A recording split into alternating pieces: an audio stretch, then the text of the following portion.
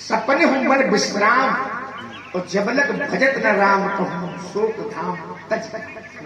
जब तक जीव के जीवन में परमात्मा का भजन नहीं है तब तक उसके जीवन में कोई कुशलता नहीं। एक बात समझ में नहीं आ रही है, बड़ा क्रोध है, लेकिन महाराज क्रोध के मूल में क्या है, क्रोध का कारण क्या है, किस कारण क्रोध है? कारण ना सकारण कारण। क्रोध का कारण धनुष का टूटना है। धनुष के टूटने पर आप क्रोध, एक बात मैं आपको बता दूं, अगर क्रोध का कारण धनुष का टूटना है, धनुष के टूटने पर आप क्रोध कर रहे हैं तो बहु धन भी तोरी लड़का है कब होना से तीन गोसाई। महाराज मैंने बाल्यावस्था में बहुत सी धनुइयां तोड़ी थी। अरे जब बहुत तोड़ी थी तो बहुत क्रोध नहीं था, एक टूटा, क्रोध बहुत है। तो क्या यही धन पर ममता, इस धनुष पर आपकी ममता है? और अगर ममता है, अगर ममत्व है तो क्या ही हेतु, इसका हेतु, इसका कारण क्या है? मुझे बात प्रातः स्मरणी महामना श्रद्धे हम जानना चाहते कि यही धन पर ममता के हेतु क्या है? वही तलवारों के बीच में फट फट करके चट चट बोलने वाले नट राजा। पिता बड़ा उदार है, बड़ा विद्वान है, बड़ा ब्रह्मर्षि है, विश्व की संस्कृति का पुजारी है तुम्हारा पिता। पर तुम जिस समय बोलने लगे न जाने तुम्हारे बोलने में कैसे। मेरे सामने तुम्हारा भाई आया था राजकुमार, उसने बड़े ही मत शब्दावली में कहा था कि नाट समुधन भंज निहारा वो यह कोलकाताश तुम्हारा, लेकिन मेरे प्रश्न का उत्तर नहीं मिला।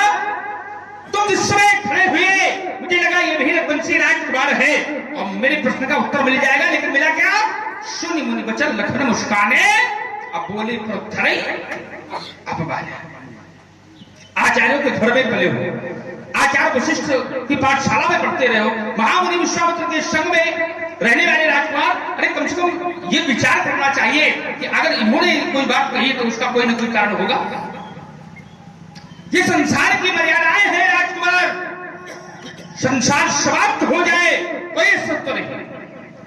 अगर घर में, परिवार में, पास में, पड़ोस में, समाज में अगर मर्यादा और संस्कार नहीं होंगे तो क्या उसका कोई महत्व होगा? कोई जोर से बोला करो, नहीं होगा। ये लगे कि श्रोतागण बैठे हैं तो मर्यादा जाते संसार, ये पूरा का पूरा संसार मर्यादाओं के आधार पर चल रहा है राजकुमार। अगर संसार और समाज में मर्यादा और संस्कार नहीं होंगे तो कोई महत्व नहीं होगा। इसलिए सदैव मर्यादाओं का ध्यान देना चाहिए। लक्ष्मण कुमार के वचनों को जब मैंने सुना तो विचार करने लगा। लक्ष्मण कुमार ने कहा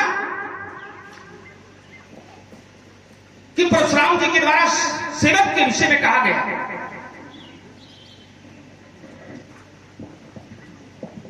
और मैंने घोषणा भी कर दी कि जिसने धनुष को तोड़ा है वो मेरा सेवक या दास नहीं हो सकता। क्यों? क्योंकि वो शास्त्रावाद के समान मेरा शत्रु होगा। तो वह सेवक का धर्म बड़ा कठिन होता है, सेवक का धर्म बड़ा कठोर होता है और सेवक का धर्म बड़ा भारी होता है। कठोर भी है, कठिन भी है और भारी भी है। किसका? सेवक का धर्म। और अगर मैं धनुष के प्रति दृष्टि डालता हूं और जब धनुष के प्रति विचार करने लगा तो देखा कि ये धनुष भी कठिन है और धनुष भी कठोर है और ये धनुष भी भारी है। अगर सेवक अपने धर्म को कठिन करता है, बताता है, सेवक का धर्म यदि कठिन है, सेवक का धर्म यदि कठोर है, सेवक का धर्म यदि भारी है तो राजकुमार अगर मैं धनुष की तरफ दृष्टिगोचर करता हूं तो विचार करता हूं कि धनुष भी कठिन है, धनुष भी कठोर है और धनुष भी भारी है।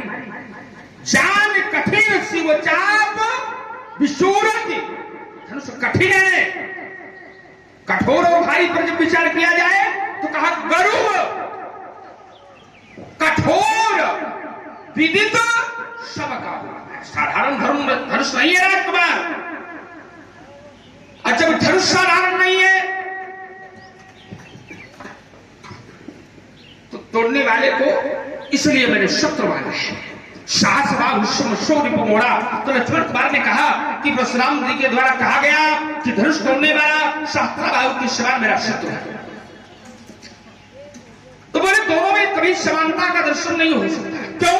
क्योंकि एक धर्म का रक्षक है, दूसरा धर्म का भक्षक है। एक गौ का हरण करने वाला है और दूसरा गौ को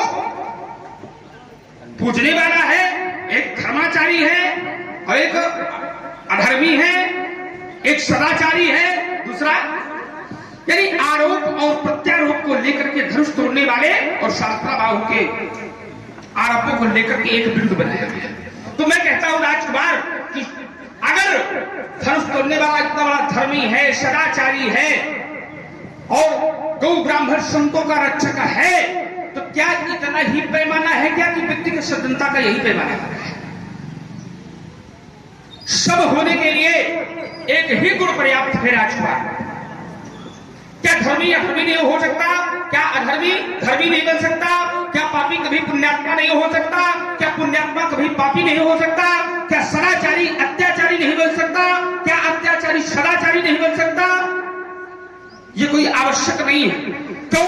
क्योंकि धनुष तोड़ने वाले ने आज उसी धनुष को तोड़ा है जिस धनुष के प्रति हमारी श्रद्धा है, हमारा विश्वास है। और सहस्त्रबाहु ने उसी गौ को हरण किया था जिस गौ के प्रति श्रद्धा है, आस्था है, विश्वास है। तो गौ का हरण करता, इधर धनुष के प्राणों का हरण करता है। इसलिए सहस्त्रबाहु समसो रिपुमोरा, वो सहस्त्रबाहु के समान मेरा शत्रु है।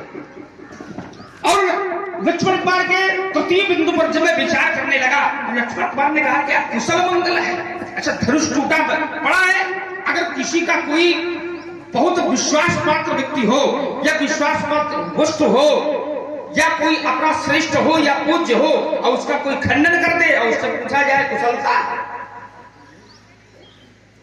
तो पहले तो ये पूछना ही नहीं चाहिए कुशलता है, कुशल मंगल है कि नहीं है।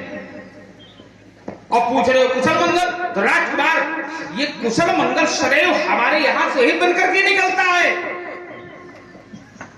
कुशल मंगल अगर देखा जाए तो सदैव हमारे जीवन में रहता है, उससे कोई अलग नहीं है। लेकिन कभी कभी अगर कोई ऐसा कार्य हो जाता है तो वहां पर कुशल मंगल को किनारे कर दिया जाता, पहले ये देखा जाता ये किसने किया है। कुशल बताया गया कि जीव चाह कुशल अकारण को ही सब संपदा चाहे शिव द्रोही। जो अकारण को ही होता है वो अगर कुशलता चाहे तो उसको कुशलता मिलने वाली। और यहां पर कारण है और कारण पूछा गया और जनक के द्वारा बताया भी गया कि जिस कारण वही सब। तो राजकुमार कुशलता दिया मंगल।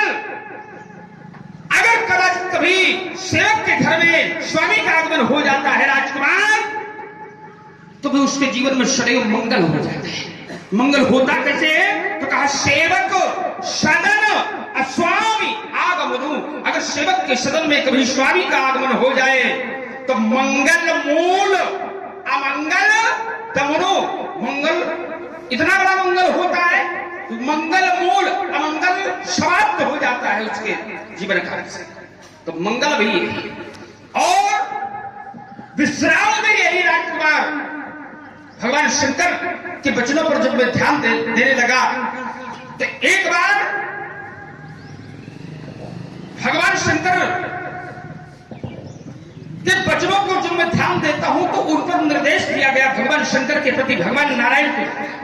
उन्होंने कहा कि जब जाए शंकर सतनामा हुई है हृदय तुरंत। तो भगवान शंकर के यहाँ विश्राम भी है और राजकुमार वहां कुशल भी है और वहां मंगल भी है, सब वहीं पर समाहित हो जाता है। हमें कहीं अलग से लेने जाने की आवश्यकता नहीं। लक्ष्मण कुमार ने कहा कि मैंने अपने जीवन काल में बहुत सी दुनिया तोड़ डाली है। पहली बात, अगर तुमने तोड़ डाला है तो तुम्हें कहना नहीं चाहिए कि मैंने तोड़ डाला है। क्यों? समाज में कोई अपराधी व्यक्ति हो, समाज में कोई अन्यायी हो और समाज में वो खड़ा होकर के कहने लगे कि मैंने अपने जीवन काल में न जाने कितने लोगों का वध कर दिया है, तो इसका तात्पर्य यह है कि वो समाज को कहीं न कहीं से बताने की चेष्टा करता है, समाज को कहीं न कहीं से जनाने की चेष्टा करता है कि मेरा जीवन चरित्र कैसा है। तो राजकुमार तुमने धनुष ही तोड़ी है और यहां पर क्या टूटा है? धनुष टूटा है। तो पहला कोई मेल ही नहीं हो रहा। तुमने बहुत तोड़ी है, उन बहुतों को कोई नहीं जानता। यहाँ पर एक टूटा है और वो एक साधारण नहीं, असाधारण है, वो एक श्रेष्ठ है, वो एक दिव्य है और वो टूटा है। एक तराजू पर बहुत बड़ा रख दिया जाए और एक में बहुत रख दिया जाए, छोटे छोटे कितने रखते हैं? उन छोटों का कोई बहुत महत्व नहीं होता है। सूर्य अकेला होता है, चंद्रमा अकेला होता है, आकाश में तारागण बहुत होते हैं, लेकिन उन तारागणों का कोई महत्व नहीं होता। जिस समय एक सूर्य प्रकाशित होता है, एक चंद्रमा प्रकाशित होता है, तो पूरे संसार को प्रकाश से प्रकाशित कर देता है। संसार और समाज में चोर बेईमानों की संख्या ज्यादा होती है, नाच लीला देखने वालों की संख्या ज्यादा होती है, पर रामलीला वालों की कम होती है। चोर बेईमान ज्यादा होते हैं, लेकिन अच्छे लोग कम होते हैं। उन बहुतों का कोई महत्व नहीं होता है। तो राजकुमार, इसलिए मेरे जीवन काल में कोई बहुत नहीं। रेड पारक कालवश बोलत तो ही न सभार अधन ही धन। चलिए, वक्ता की दृष्टि विशाल होनी चाहिए, वक्ता का मस्तिष्क प्रधान होना चाहिए। आपने कहा चोर चक्कों की संख्या ज्यादा होती है, अच्छे लोग कम होते हैं। ये सर्वथा का मानक नहीं है कि चोर चक्के ज्यादा होते हैं, अच्छे लोग कम होते हैं। कहीं कहीं अच्छे लोग ज्यादा होते हैं और खराब लोग कम होते हैं, और कहीं कहीं खराब बहुत होते हैं, अच्छे कम। क्यों? यही देख लो, अच्छे लोग ज्यादा हैं, खराब लोग आगे। पुरनर नार सुभग संता और धर्मशील इत्यादि गुण। आपने कहा अच्छे लोगों की संख्या कम होती है। अच्छा बताओ यार, अच्छे लोगों की संख्या कम है कि ज्यादा? ये तुम्हारा सूत्र करो। एक हमें लगता है तुम तो लंका में पहुंच गए कि वहां अच्छे लोग कम है और गड़बड़ वाले ज्यादा है। माँ नहीं, मात पिता नहीं, देवा साधु शंकर बाबी सेवा है। बाढ़े में उखल चोर जुआरा, जेलम पर धन पर दारा। ये संख्या वहां खराब लोगों की वहां ज्यादा है, अच्छा केवल ठीक है ना? संख्या खराब। और यहाँ जहां खड़े हो, यहाँ अच्छे लोग ज्यादा हैं और जो खराब लोग हैं वो बाहर से आ गए। तो ये कोई मानक नहीं है, कोई मापदंड नहीं है, ये कोई पैमाना नहीं है, कोई धरातल नहीं है, कोई आधार। अब आपने कहा कि सूर्य अकेला होता है, एक का महत्व ज्यादा होता है, बहुतों का महत्व कम होता है। ठीक है ना? बहुतों का महत्व कम होता है और एक का महत्व, ये एक का जो महत्व है वो एक का महत्व एक से है कि बहुतों से?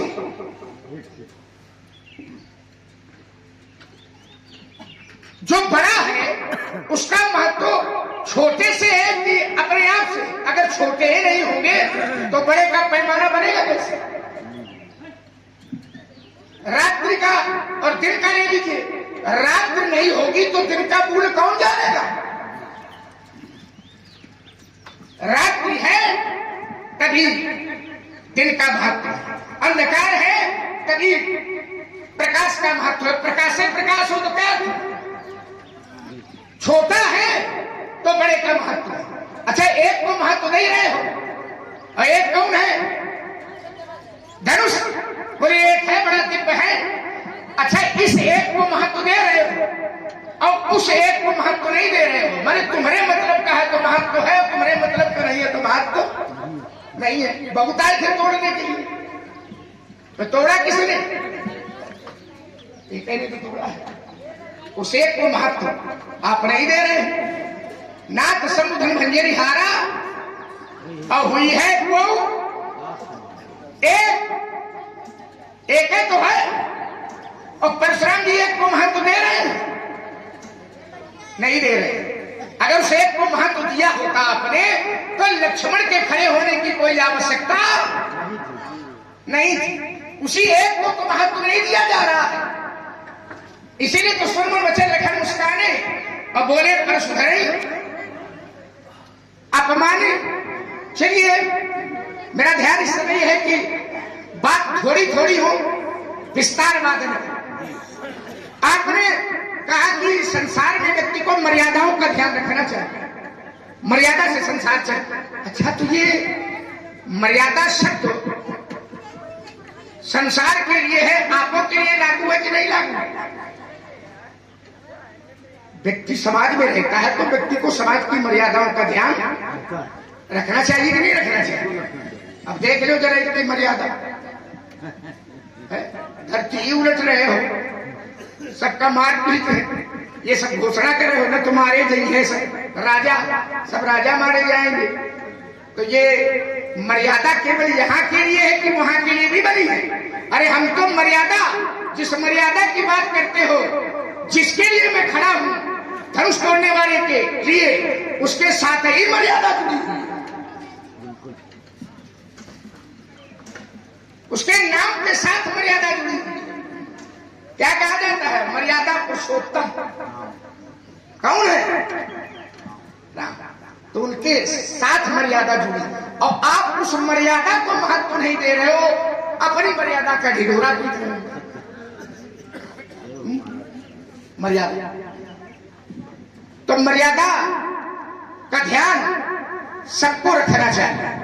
अब देखिए जरा, व्यक्तिगत जीवन, अकेला जीवन, कई बार ऐसा होता है कि समाज का हित हो रहा हो, राष्ट्र का हित हो रहा हो, तो